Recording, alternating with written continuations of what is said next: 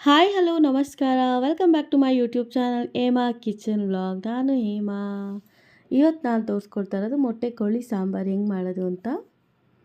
ಅದಕ್ಕೆ ಬೇಕಾಗಿರೋದು ರೆಡಿ ಮಾಡ್ಕೊಂಡಿರೋ ಐಟಮ್ಗಳು ಇಷ್ಟಿವೆ. ಮೊಟ್ಟೆ ಕೋಳಿ ಇದೊಂದು 1.5 kg ಇದೆ. 1.5 kg ಆಗುವಷ್ಟು ಸಾಂಬಾರು ಮಾಡ್ತೀನಿ. ಮೊದಲಿಗೆ ಸ್ಟವ್ ಹಚ್ಕೊಂಡು ಬಾಣಲಿ ಇಟ್ಟು ಅದಕ್ಕೆ ಮತ್ತು ಈರುಳ್ಳಿ ಮತ್ತು ಬೆಳ್ಳುಳ್ಳಿನ ಒಂದು ಸ್ಪೂನ್ ಎಣ್ಣೆ ಹಾಕಿ ಅರಿಶಿನ ಪುಡಿ ಹಾಕಿ ಸುಂಡ್ರಿಸ್ಕೋಬೇಕು. ಚೆನ್ನಾಗಿ ಹುರ್ಕೋಬೇಕು ಎಣ್ಣೆಲೆ.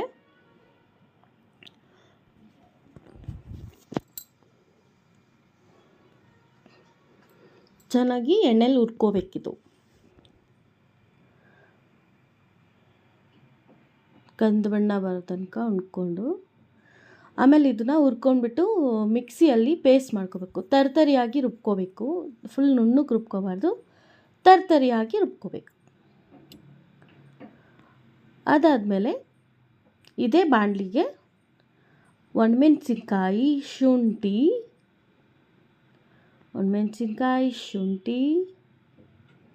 ಮತ್ತು ಗಸಗಸೆ, ಚಕ್ಕೆ, ಲವಂಗನೂ ಸ್ವಲ್ಪ ಬೆಚ್ಚಗೆ ಮಾಡ್ಕೋಬೇಕು. ಕಾಯಿ ಹಾಕ್ಕೋಬಾರ್ದು. ಕಾಯಿ ಬಿಸಿಗೆ ಹಾಕ್ಕೊಂಬಿಟ್ರೆ ಸ್ಮೆಲ್ ಬಂದುಬಿಡುತ್ತೆ. ಕಡಲೆ, ಚಕ್ಕೆ, ಲವಂಗ, ಗಸಗಸೆನ ಸ್ವಲ್ಪ ಬೆಚ್ಚಗೆ ಮಾಡ್ಕೋಬೇಕು, ಹುರ್ಕೋಬಾರ್ದು. ಅದೇ ಬಾಣಲಿ ಬಿಸಿ ಇರುತ್ತಲ್ಲ ಅದು ಬೆಚ್ಚಗೆ ಮಾಡ್ಕೋಬೇಕು ಅಷ್ಟೇ ಆಫ್ ಮಾಡಿಬಿಡೋದು. ಇವಾಗ ಚಿಕನ್ ಸಾಂಬಾರು ಮಾಡೋಣ. ಸ್ಟವ್ ಹಚ್ಚಿ ಕುಕ್ಕರ್ ಇಕ್ಕಿ ಕುಕ್ಕರ್ಗೆ ಒಂದು 3 ಸ್ಪೂನ್ ಎಣ್ಣೆ ಹಾಕಿ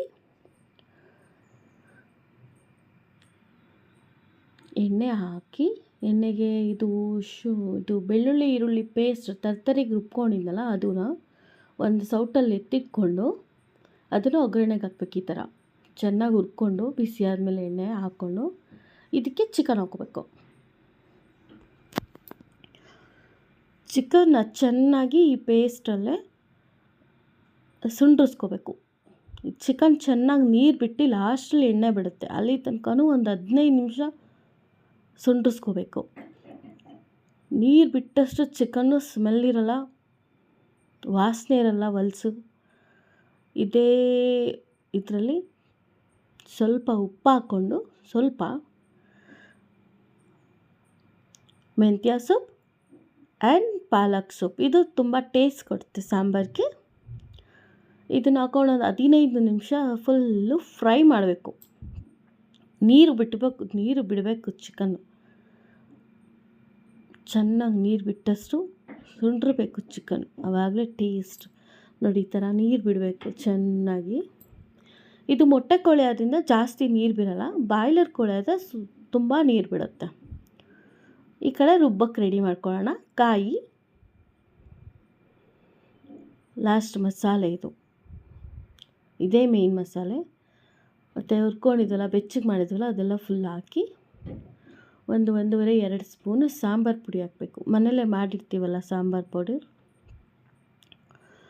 ಅದನ್ನೇ ಹಾಕ್ಕೋಬೇಕು. 1 ಸ್ಪೂನ್ 1.5 ಸ್ಪೂನ್ ಹಾಕ್ಕೋಬೇಕು. ಚಿಕನ್ ನಾವು ಎಷ್ಟು ಮಾಡ್ತೀವಿ ಅನ್ನೋದು ನೋಡಿಕೊಂಡು ಹಾಕ್ಕೋಬೇಕು. ಫುಲ್ಲು ನುಣ್ಣಗೆ ರುಬ್ಬೇಕು. ಈ ಥರ ಚೆನ್ನಾಗಿ ಫೈನಾಗಿ ಸ್ಮೂತಾಗಿ ಹಾಕಬೇಕು. ನುಣ್ಣಗೆ ರುಬ್ಬದಷ್ಟು ಸಾಂಬಾರು ಚೆನ್ನಾಗಿ ಒದಗುತ್ತೆ. ಆ್ಯಂಡ್ ಇದು ನೀರು ಹಾಕಿ ಅಡ್ಜಸ್ಟ್ ಮಾಡ್ಕೋಬೇಕು. ಇವಾಗ ಮಸಾಲೆ ಹಾಕಿ ನೀರು ಹಾಕಿ ಅಡ್ಜಸ್ಟ್ ಮಾಡಿಕೊಂಡು ಸಾಂಬಾರು ಕ್ವಾಂಟಿಟಿ ನೋಡಿಕೊಂಡು ನೀರು ಹಾಕಿ ರುಚಿಗೆ ತಕ್ಕಷ್ಟು ಎಷ್ಟು ಬೇಕು ಉಪ್ಪು ಹಾಕಿ